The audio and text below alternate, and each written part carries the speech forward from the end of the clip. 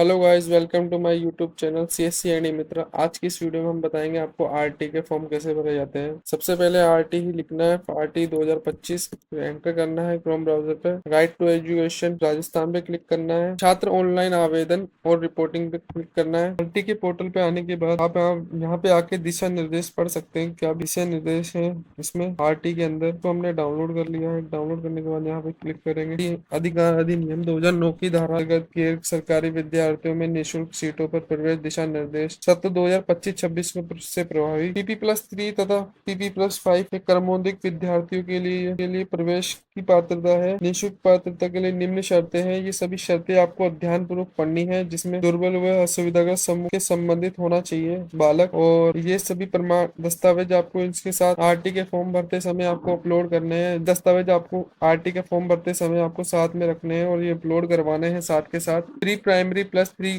के स्टूडेंटों को रखा जाएगा, जिसमें 3 वर्ष से लेकर परंतु 4 वर्ष से अधिक कम आयु के बच्चों को रखा जाएगा। फर्स्ट क्लास के अंदर 6 वर्ष या उससे अधिक परंतु 7 वर्ष से कम होनी आयु होना चाहिए। निवास प्रमाण पत्र 6 महीने से पुराना नहीं होना चाहिए। 6 महीने के अंदर अंदर वाला ही प्रमाण पत्र मान्य होगा। ऑनलाइन आवेदन आप 25 मार्च 2025 से 7 अप्रैल 2025 तक आवेदन कर सकते हैं। 9 अप्रैल 2025 तक आपको वरीयता की सूची मिल जाएगी, जिससे आरटी के क्रमांक 15 अप्रैल 2025 तक आपको बच्चे की रिपोर्टिंग करवानी है, करना अनिवार्य है। दिशा निर्देश पढ़ने के बाद आपको आना है छात्र के लिए ऑनलाइन आवेदन। यहाँ पे आप आवेदन क्लिक करके ऑनलाइन आवेदन कर सकते हैं। यहाँ पे आपको फॉर्म भरने के पश्चात आवेदन क्रमांक और मोबाइल नंबर डाल के कैप्चर कोड डाल के आवेदन की स्थिति को देख सकते हैं। इस आरती के आवेदन फॉर्म में आय प्रमाण पत्र का प्रारूप 2025-26 का 4 पेज वाला लगेगा, जो कि इस प्रकार है। इसको मैं आपको डाउनलोड करके दिखा देता हूँ। ये आय प्रमाण पत्र कुछ इस प्रकार का रहेगा हमारा। इस 4 पेज वाले आय प्रमाण पत्र पे यहाँ पे माता या पिता में से किसी एक का फोटो लगेगा। यहाँ पे फोटो लगेगा और इस आय प्रमाण पत्र के सेकंड और थर्ड पेज पे एडवोकेट की नोटरी होगी। एडवोकेट की नोटरी होने के बाद आपको 2 गवाहों के हस्ताक्षर करवाने इस पेज पे। 2 गवाहों के हस्ताक्षर के बाद आपको ये आय प्रमाण पत्र आपका रेडी हो जाएगा। इस रेडी हुए आय प्रमाण पत्र को आपको इस फॉर्म में अपलोड करना है। ओबीसी और जनरल कैटेगरी वाले को तो अपलोड करना ही कंपलसरी है। SC ST वाले कैटेगरी वालों के लिए ये अपलोड नहीं होगा। जब आवेदन फॉर्म की स्कूल में रिपोर्टिंग करवाने जाएंगे, वहाँ पे ऑफलाइन मांगा जाएगा ये प्रमाण पत्र SC और SC कैटेगरी वालों के लिए। सामान्य जानकारी पे आना है। सामान्य जानकारी के आने के बाद उस कैटेगरी डालनी है आपको स्टूडेंट की। जैसे हमारी केस में SC है तो SC डाल रहे हैं। यहाँ पे स्टूडेंट की डेट ऑफ बर्थ डालनी है, जो भी आपके जन्म प्रमाण पत्र में डेट ऑफ बर्थ एंटर करने के बाद आपको स्टूडेंट की वार्षिक परिवार की कुल आय एंटर करनी है। माता पिता की इनकम एंटर करनी है। इनकम एंटर करने के बाद यदि ये बच्चा अनाथ है तो यस करना है, नहीं तो नो करना है। यदि माता या पिता में से या बच्चे में से कोई भी कैंसर से ग्रस्त है या HIV से ग्रस्त है तो ये आपको इसमें यस हाँ करना है, नहीं तो नहीं करना है। यदि बच्चा विधवा माता का बच्चा है तो हाँ करना है, नहीं तो नहीं करना है। इसमें जेंडर चूज करना है, जो भी आपके अकॉर्डिंग एप्लीकेंट हो उसका जेंडर ले लेंगे आप। फिर ये माता या पिता में से कोई विकलांग है तो हाँ करना है, नहीं तो नहीं करना है। माता या पिता का BPL बना हुआ है तो हाँ करना है, नहीं तो नहीं करना है। फिर आप पात्रता की जांच करेंगे। यदि आप पात्र होंगे तो आपका फॉर्म आगे बढ़ेगा। यदि आप अपात्र होंगे तो आपका फॉर्म यहाँ पे रुक जाएगा और बोला जाएगा, यहाँ पे मैसेज शो होगा कि आप अपात्र व्यक्ति हैं इसमें। और ठीक है, यहाँ पे आपको एप्लीकेंट का नाम लिखना है। यहाँ पे आपको एप्लीकेंट का आधार नंबर है तो आधार नंबर, नहीं तो रिसिप्ट नंबर है तो रिसिप्ट नंबर भी एंटर कर सकते हैं। यहाँ पे आपको धर्म चूज करना है, जिस भी धर्म से बिलोंग करता है स्टूडेंट वो लिखना है। यहाँ पे माता पिता का नाम लिखना है, पिता का आधार कार्ड नंबर, माता का नाम लिखना है, यहाँ पे माता का आधार कार्ड नंबर। यदि माता गार्जियन के पास रहते हैं तो संरक्षण का नाम लिखना है। और यदि माता या पिता का जन आधार बना हुआ है तो जन आधार नंबर और जन आधार के व्यक्तिगत पहचान नंबर भी लिखना है स्टूडेंट के। अगर जन आधार कार्ड में बच्चा ऐड है तो डिटेल लिखनी है। यहाँ पर माता या पिता में से किसी एक के मोबाइल नंबर लिखने हैं। यहाँ पे माता या पिता में से किसी की email ID लिखनी है। फिर यहाँ पे आप जिस भी डिस्ट्रिक्ट से बिलोंग करते हैं वो डिस्ट्रिक्ट चूज करनी है।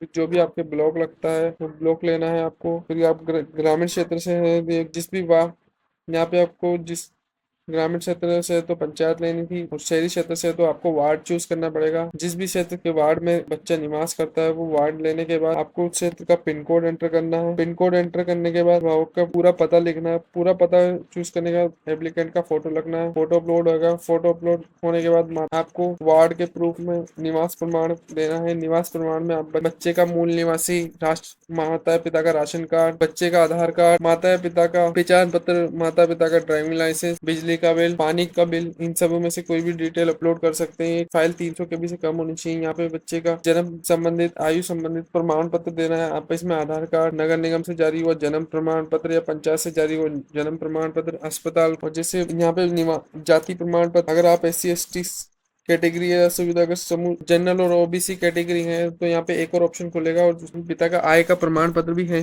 अपलोड करना पड़ेगा। ये सब अपलोड करने के बाद आपको कैप्चर कोड फिल करना है। कैप्चर कोड फिल करने के बाद आपको डाटा सेव करना है। डाटा सेव करने के बाद आपको उसको सबमिट करना है। करने के बाद पेरेंट्स के रजिस्टर्ड मोबाइल नंबर पे OTP जाएगी। OTP जाने के बाद आप OTP एंटर करने के बाद आपको कंफर्म करना है। कंफर्म करने के बाद आपके पास बच्चे का RT का आवेदन क्रमांक आ जाएगा, बच्चे के पिता के मोबाइल नंबर आ जाएंगे। मोबाइल नंबर सबको, मोबाइल नंबर और एप्लीकेशन क्रमांक को एक लिख कर सेव करके रखना है, ताकि हम आगे जाके यहाँ से लॉगिन कर सके। ओके क्लिक करने के बाद आवेदन को सेव करने के बाद आपको नेक्स्ट पे आना है। नेक्स्ट पे आने के बाद आपको निवासित वार्ड के स्टूडेंट को उस वार्ड की प्राथमिकता दी जाएगी जिस वार्ड में वो पहले निवास करता है। तो आपको उसी वार्ड के अधिकतर स्कूल उसी वार्ड के भरने हैं जो उसमें वो निवास करता है। आपको स्कूल ऐड करना है। स्कूल ऐड करने के लिए आपको यहाँ पे मनपसंद स्कूल है उनमें जाके आपको ऐड पे क्लिक करना है। ऐड पे क्लिक करने के बाद बालक का चयनित स्कूल के लिए सफलता को सुरक्षित कर लिया गया है। दोबारा से आना है, फिर आपको दोबारा से ऐड करना है। जो मिनिमम आप इसमें 5 स्कूलों को ऐड कर सकते हैं, अधिकतम 5 को चयन कर सकते हैं। चयन करने के बाद आपको नेक्स्ट पे जाना है। नेक्स्ट करने के बाद यहाँ पे आपने जो भी आप स्कूल सेव किए होंगे वो यहाँ पे शो हो जाएंगे।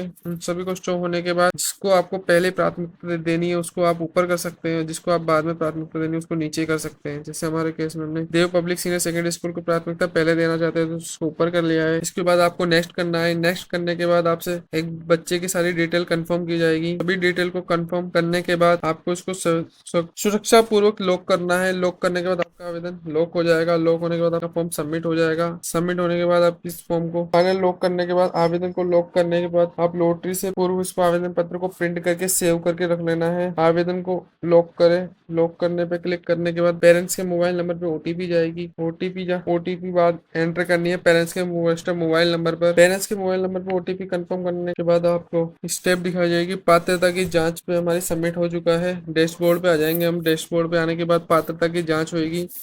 पात्रता की जांच हो चुकी है हमारी। अब आवेदन पत्र हमारा सबमिट हो गया है। सेकंड स्टेप पे, थर्ड स्टेप पे हमारी लॉटरी निकल जाएगी। 9 अप्रैल को हमारी लॉटरी निकलेगी। 9 अप्रैल को लॉटरी निकलने के बाद नंबर 4 पे हमारी रिपोर्टिंग करनी है। रिपोर्टिंग करने के बाद हमारे दस्तावेज वेरिफिकेशन होंगे। दस्तावेज वेरिफिकेशन होने के बाद स्कूल में प्रवेश हो जाएगा। प्रवेश होने के बाद कुछ जून जुलाई से हमारा 2025 का सेशन स्टार्ट हो जाएगा। जिस ग्रीन टिक आने के बाद उसका मतलब है आपके बच्चे का सिलेक्शन सक्सेसफुल हो गया है। इस तरह की और जानकारी के लिए हमारे चैनल को फॉलो जरूर करें।